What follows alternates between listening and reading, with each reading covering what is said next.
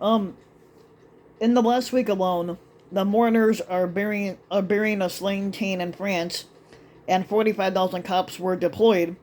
And during the fifth night of unrest is quieter because there was a protest going on about a teenage kid that was killed by police.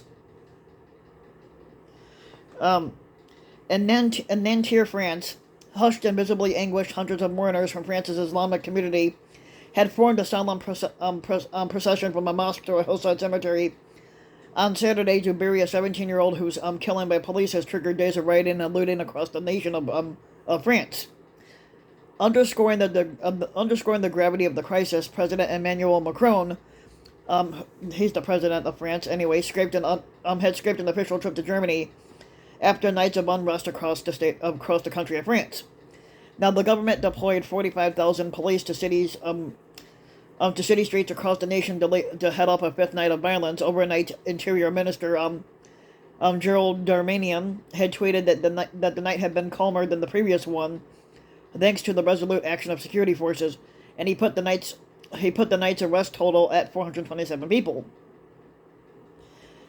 Since the rioting and looting started, over 2,800 people have been arrested.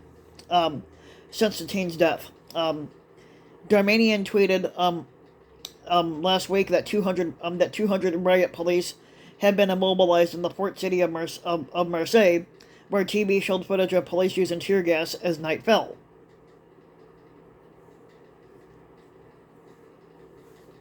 Near the Arc de Triomphe in Paris, hundreds of police, not sure if I'm saying that right anyway, but yeah, hundreds of police with batons and shields stood restlessly along the Champs Elysees, several in front of the shuttered Cartier boutique. That's like basically Now, basically, posts on social media had called for protest on the Grand Boulevard, but the police presence appeared to discourage any what they call large gatherings. Earlier in the day, at a hilltop cemetery in Nanterre, the Paris suburb where the teen, identified only as Nahol, was killed, hundreds stood along the road to pay tribute as mourners carried his white casket from a mosque to a burial site. Now, the journalists were barred from the cemetery in the ceremony, and in some cases even chased away, and some of the men carried folded prayer rugs. Now, Men First, an official told dozens of women waiting to enter the cemetery, but Nahel's mother, dressed in white, walked inside to applause and headed toward the grave. Many of the men were young, and Arab or black, coming to mourn a boy who could have been any one of them. Inside the cemetery gate, the casket was lifted above the crowd and carried toward the grave, and the men followed, some holding kids by the hand. As they left, some wiped their eyes and tears, and place were nowhere to be seen. Now, the unrest was taking a toll on Macron's diplomatic profile. The German president, Frank-Walter Steinheim's office, said Macron had phoned Saturday to request a postponement of what could have been the first state visit by a French president to Germany in over 23 years. And Macron had been scheduled to fly to Germany on Sunday evening for the visit to Berlin and two other German cities. Now, Macron's office said that he spoke with Steinheimer, and given the international security situation, the French President Macron said he wishes to stay in France over the coming days, but Nahel was shot during a traffic stop.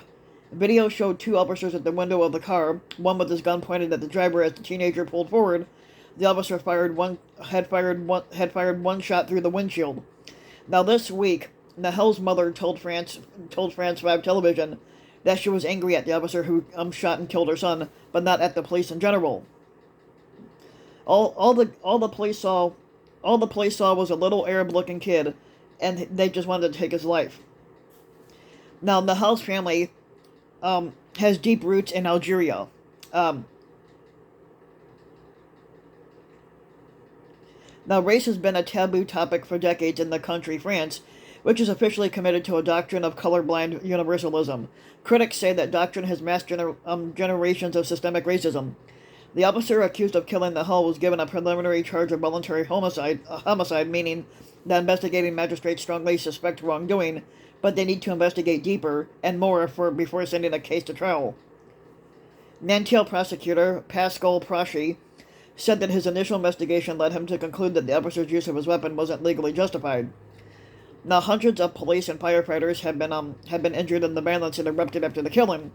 Authorities haven't released any injury tallies for protesters, but in France, in French Guiana, an overseas territory, a 54-year-old died after being hit by a stray bullet.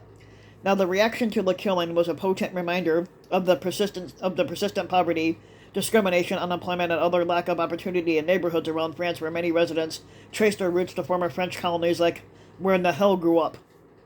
Now, Nahel's story is the lighter that ignited the gas. Hopeless young people were waiting for it. We lack housing and jobs, and when we have jobs, our wages are too low, said Samba Sack, who's a 39-year-old transportation worker in the Paris suburb of Clichy sous Bois. Not sure if I'm saying that right either. Now, Clichy was the birthplace of weeks of riots in 2005 that shook France, that was prompted by the deaths of two teenagers electrocuted in the power substation while they were trying to flee from police. One of the boys lived in the same housing project as Sack. Like many Clichy residents, he lamented the violence targeting his town, where the remains of a burned car stood beneath his apartment building and the town hall entrance was set alight in the rioting this week. Now, young people break everything, but we are really poor. We have nothing, he said, adding that young people are too afraid to die at the hands of police. Despite the escalating crisis, Macron held off on declaring a state of emergency, an option that was used back in 2005. Now, government ratcheted up its law enforcement response with the mass deployment of police officers, including some who were called back from vacation. France's Justice Minister, Dupont-Moretti, on Saturday had warned that young people who share calls for violence on Snapchat or other apps are facing legal prosecution. Macron has blamed social media for fueling any of these violence that we're seeing. Now, the finance minister, Bruno Le Maire, had promised government support for shop owners. There is no nation without order and without common rules, he said. Darmanin has ordered a nationwide nighttime shutdown of all public buses and trams, which have been among the rioters' targets. He also said that he warned social networks not to allow themselves to be used as channels or for calls to violence. Now, the violence comes just over a year before Paris and other French cities are due to host Olympic athletes and millions of visitors for the Summer Olympics, whose organizers were closely monitoring the situation as preparations for the competition continue. Now, 13 people who didn't comply with traffic stops were fatally shot by French police last year, and this year alone, 3 people, including Nahel, died under similar circumstances. The deaths have prompted demands for more accountability in France, which also saw racial justice protests after George Floyd's killing by police in Minnesota. But they arrested over damn near 3,000 people for this. So, if you like the video, give the video a like and subscribe to my channel, RBW King. You can also hit the notification bell so that you'll be notified when a new video comes out. You can also leave a comment, let me know what you think. And if you want to support my work even further, you can donate to my Patreon link, which you can find in the About section of YouTube. And for just a little as $3 a video or a month, your donation can help go a long way, and thanks for listening.